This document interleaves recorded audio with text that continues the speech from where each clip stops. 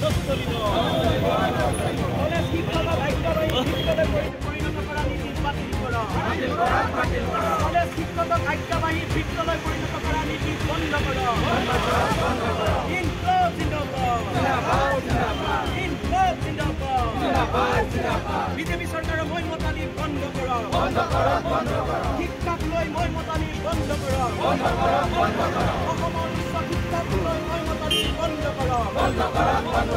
ইনকলাব জিন্দাবাদ ইনকলাব জিন্দাবাদ ইনকলাব জিন্দাবাদ নচলিব কলেজ শিক্ষকক আজ্ঞাবাহী ভিত্তলৈ পৰিণত নীতি এই ঘোষণা বাতিল কৰক ছাত্ৰ যুৱক শিক্ষক বৃত্তি এই ঘোষণা বাতিল কৰক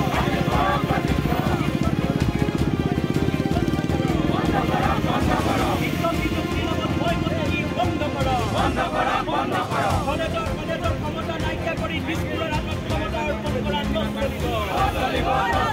কলেজৰ ক্ষমতা নোহোৱা কৰি দিছপুৰৰ হাতত ক্ষমতা অৰ্পণ কৰা নচলিব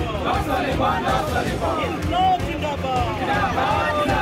ইনকলাব জিন্দাবাদ কলেজ শিক্ষক নিযুক্তিৰ খচৰা নিয়ম বাতিল কৰক কলেজ শিক্ষক নিযুক্তিৰ খচৰা নিয়ম বাতিল কৰক কলেজ শিক্ষক নিযুক্তিৰে আজ্ঞাবাহী ভিত্তল কৰিব বিচাৰিছে এই চৰকাৰে জবাব লাগে জবাব দিয়ক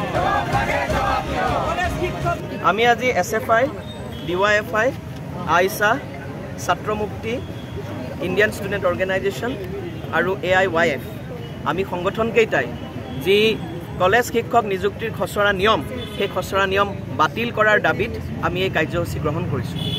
চৰকাৰখনে সম্পূৰ্ণ একক ধৰণেৰে কোনো বিশদভাৱে আলোচনা নকৰাকৈ কলেজ শিক্ষক নিযুক্তিৰ ক্ষেত্ৰত এক নতুন নিয়ম আনিছে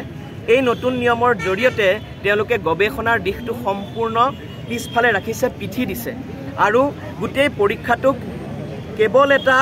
সাধাৰণ জ্ঞানৰ পৰীক্ষালৈ ৰূপান্তৰিত কৰিছে যি সময়ত কলেজ শিক্ষকৰ বিষয় হৈছে এটা নিৰ্দিষ্ট বিষয় আমি সকলোৱে জানো কলেজত ইতিহাসৰ অধ্যাপক থাকে কলেজত ৰসায়নৰ অধ্যাপক থাকে কিন্তু এতিয়া সাধাৰণ জ্ঞানত এই গোটেই পৰীক্ষাটো লৈ যাব বিচাৰিছে আৰু তাৰোপৰি আমি সমগ্ৰ খচৰাখনেৰে বিৰোধী কাৰণ এই খচৰাখনে গভাৰ্ণিং বডিসমূহৰ হাতত তৃণমূল পৰ্যায়ত কলেজবিলাকৰ যি ক্ষমতা আছিলে সেই ক্ষমতা সম্পূৰ্ণৰূপে নস্যাৎ কৰি দিছপুৰৰ হাতত গোটেই নিযুক্তিৰ প্ৰক্ৰিয়াটো তেওঁলোকে আনিব বিচাৰিছে তাৰ জৰিয়তে আচলতে তেওঁলোকে দিছপুৰৰ আজ্ঞাবাহী ভিত্ত কিছুমান সৃষ্টি কৰিব বিচাৰিছে প্ৰকৃতাৰ্থত গৱেষণাকে ধৰি সকলো দিশ গুৰুত্ব দি আমাৰ উচ্চ শিক্ষাক আগবঢ়াই নিয়াৰ কাৰণে যি কলেজ শিক্ষক প্ৰয়োজন সেই শিক্ষক তেওঁলোকে সৃষ্টি কৰিব বিচৰা নাই বৰঞ্চ তেওঁলোকে যাতে নিজ ইচ্ছামতে কলেজ শিক্ষকক নিয়ন্ত্ৰণ কৰিব পাৰে ভৱিষ্যতে তাৰ কাৰণে এক ব্যৱস্থা সৃষ্টি কৰিব বিচাৰিছে সমগ্ৰ পৰীক্ষাটোত কেৱল 10 নম্বৰ তেওঁলোকে নিৰ্দিষ্ট বিষয় যি মূল বিষয় হ'ব তাত দিছে গৱেষণাক সম্পূৰ্ণৰূপে আওকাণ কৰিছে আজি বহু যুৱক যুৱতীয়ে তেওঁলোকে PhD কৰি আছে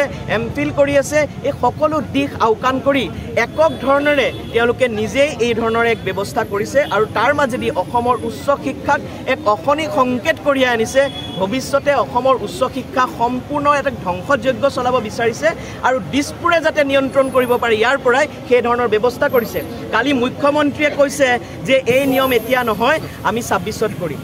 যদি 26তে কৰিবলৈ আছে তেন্তে আপোনালোকে সঠিকভাৱে শিক্ষক সমাজ ছাত্ৰ সংগঠন বৌদ্ধিক সমাজ সকলোৰে লগত আলোচনা কৰিব লাগিছিল তাৰ পিছত আপোনালোকে খচৰা এখন আনক তেনে নকৰি নিজ ইচ্ছামতে নিজে মই মতালি কৰি এই ধৰণৰ কৰিছে আৰু যেতিয়া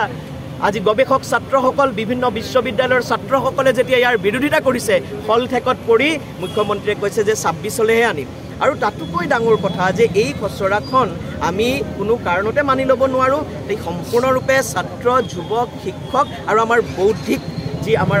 অসমৰ পৰিৱেশ উচ্চ শিক্ষাৰ পৰিৱেশ তাৰ বিৰোধী কেনেকুৱা এখন খচৰা প্ৰস্তুত কৰাৰ